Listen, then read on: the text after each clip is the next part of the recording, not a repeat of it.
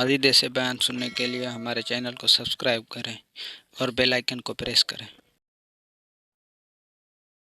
درود پاک پڑھنے کے بے شمار فضائل و برکات ہیں۔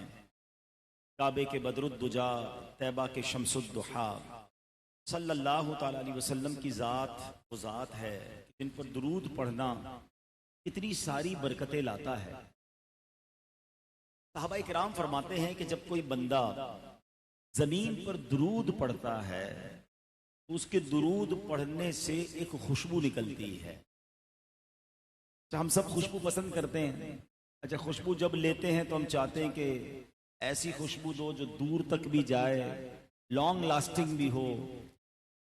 لیکن درود پاک سے کیسی خوشبو نکلتی ہے کہ صحابہ فرماتے ہیں وہ خوشبو جب بندہ زمین پر درود پڑھتا ہے تو آسمانوں تک جاتی ہے، اور فرشتے اس خوشبو کو محسوس بھی کر لیتے ہیں، اور فرشتے پہچان لیتے ہیں کہ زمین پر کسی جگہ نبی پاک صلی اللہ علیہ وسلم پر درود بھیجا جا رہا ہے۔ اللہ اکبر، کیسا کمال کا وظیفہ ہے۔ ہم زمین پر درود پڑھیں، آسمانوں پر فرشتے اس خوشبو کو محسوس کر لیں۔ اور کیوں نہ ہو، ذکر کس کا ہے؟ ذکر، یہ بات، یہ نام ہم کس کا لیتے ہیں جو خوشبو نکلتی ہے؟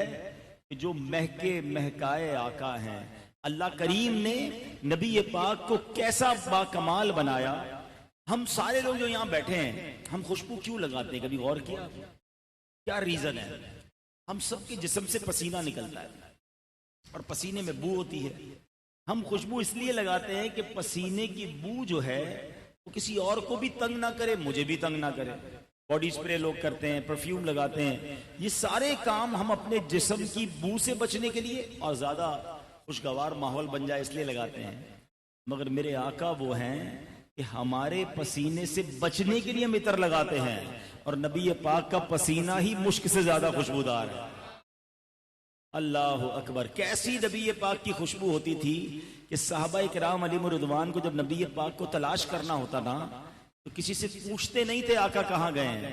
سڑک کے کنارے، گلی کے کنارے آ کر کھڑے ہوتے سونگتے تھے، وہ گلی بتا دیتی کہ نبی پاک یہاں سے گزر کر گئے ہیں۔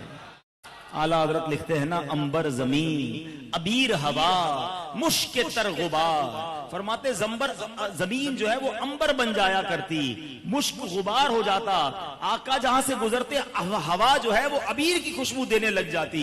امبر زمین، ابیر ہوا، مشک تر غبار، ادنا سی یہ شناخت تیری رہ گزر کی ہے۔ یعنی آقا جہاں سے گزرتے وہ گلیاں مہک جایا کرتی۔ لیکن جب بھی ہم یہ واقعات سنتے ہیں نا، ایمان تازہ ہو جاتا ہے کہ صحابہ کرام کتنے لکی تھے کہ انہوں نے نبی پاک کی خوشبو کو محسوس کیا۔ ہم تو بہت بعد میں پیدا ہوئے، صدیوں بعد پیدا ہوئے ہیں، مگر سچی بات یہ ہے کہ اگر آج بھی کسی عاشق رسول کو مدینے بھیج دیجئے، بے شک آنکھوں پہ پٹی باندھ دیجئے، شرط ایک ہے کہ ناک عشق رسول والی ہونی چاہیے۔ ہاں، وائرس نہ ہو۔ کووڈ وائرس آیا تھا تو خوشبو نہیں آتی تھی نا، ذائقہ بھی نہیں آتا تھا۔ ہاں، اگر کوئی اور وائرس ہے تو پھر خوشبو شاید نہ آئے۔ اگر عشق رسول والی ناک ہونا تو آنکھوں پہ پٹی باندھو، عاشق رسول کو مدینے لے جاؤ، وہ بتا دے گا یہ گلیاں کچھ اور ہیں۔